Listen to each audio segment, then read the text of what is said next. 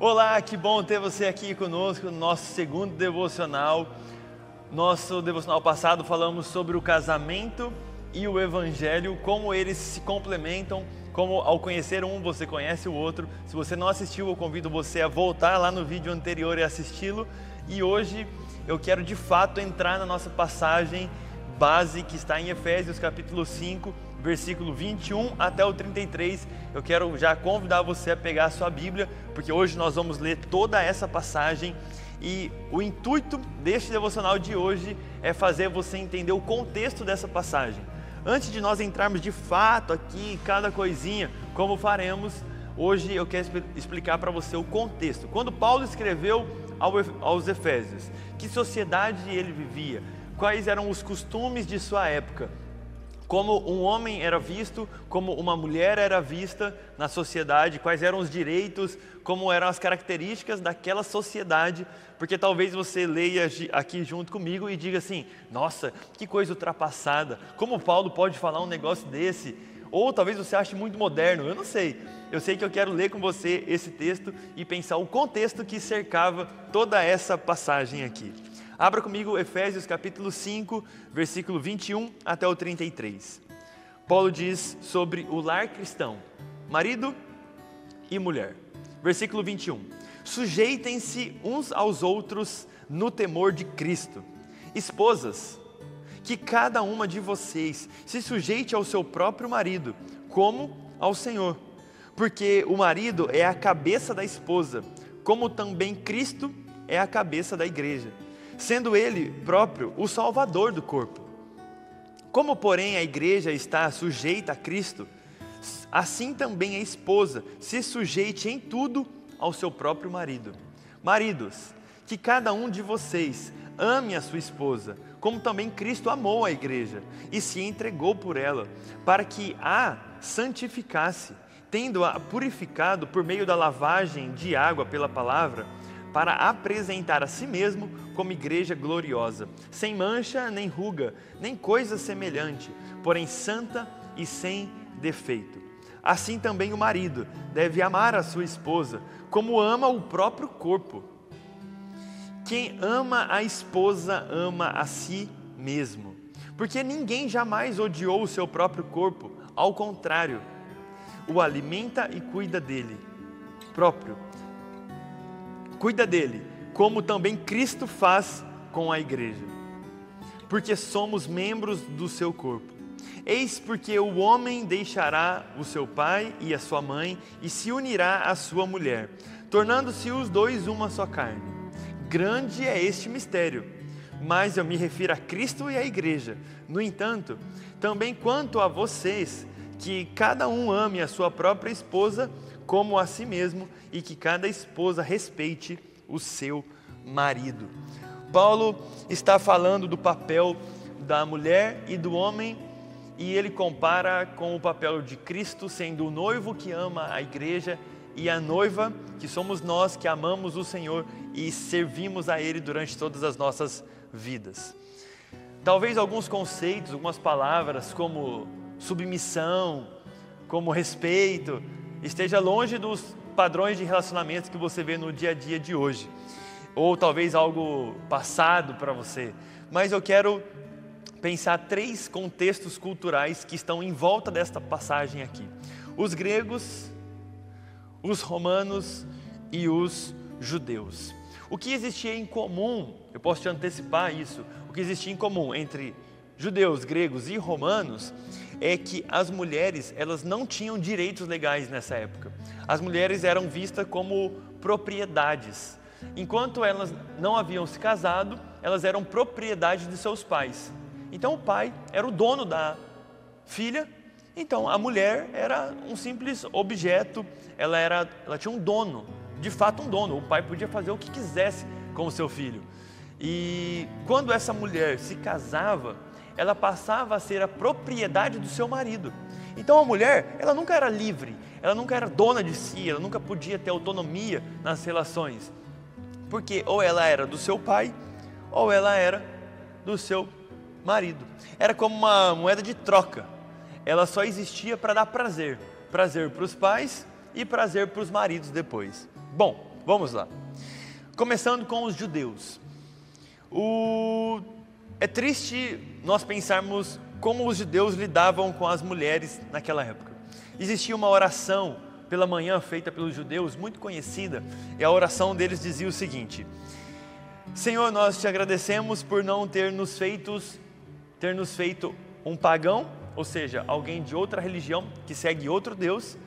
Então, obrigado por eu não ser um pagão, obrigado por eu não ser um escravo, e obrigado por eu não ser uma mulher.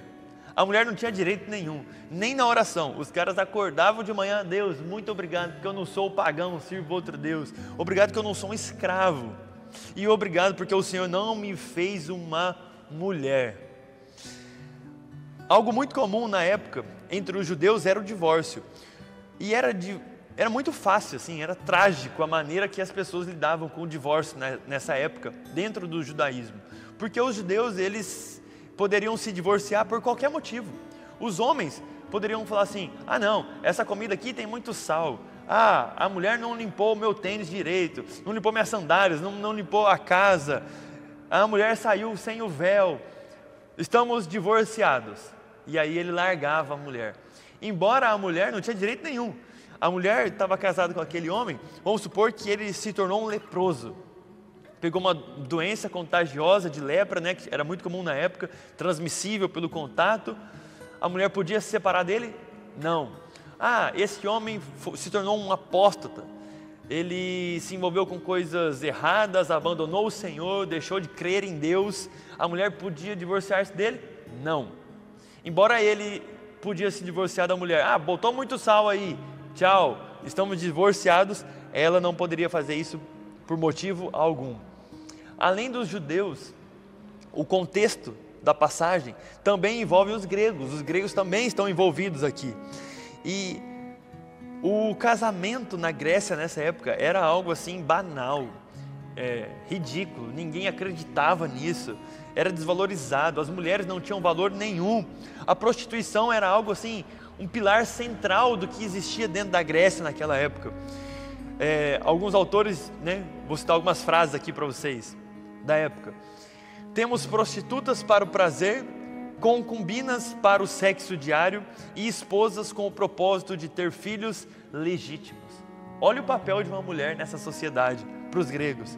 Outra frase da época: a finalidade das mulheres é ver pouco, escutar pouco e perguntar o mínimo possível.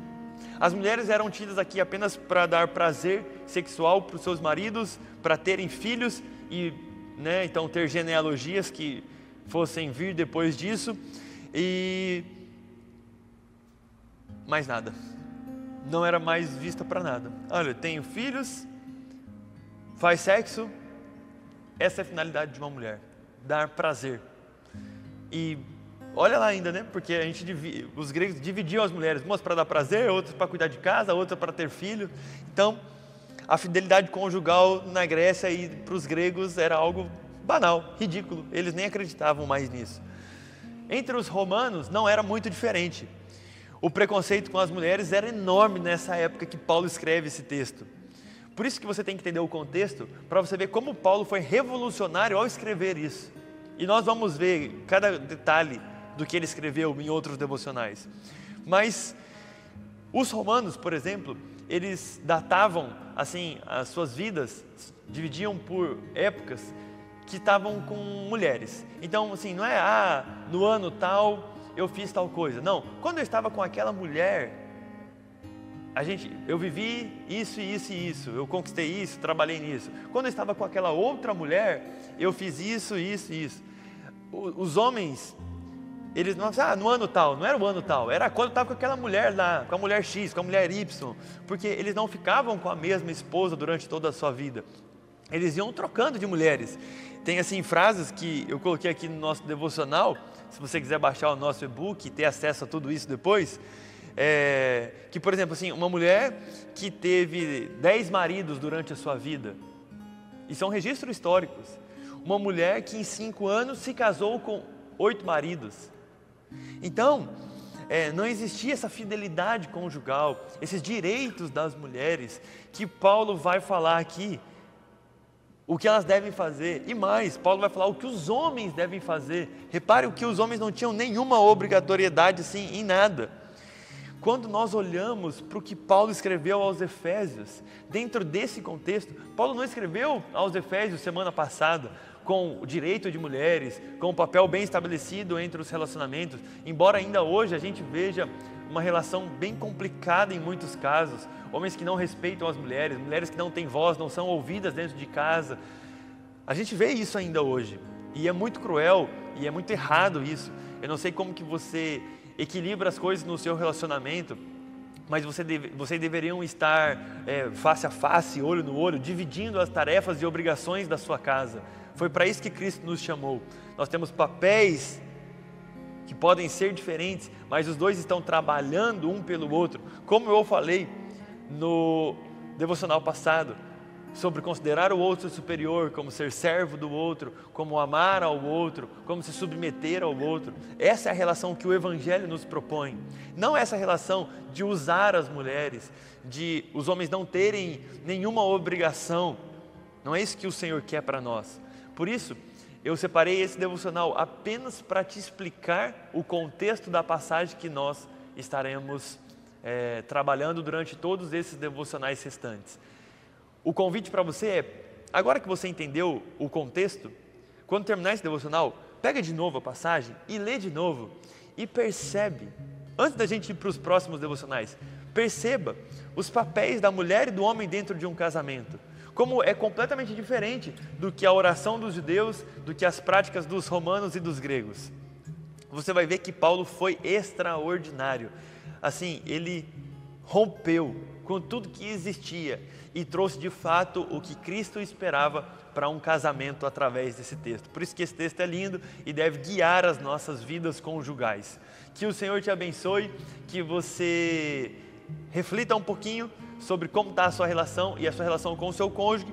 Pense aí se está vivendo como à luz das Escrituras ou não, como que vocês estão lidando.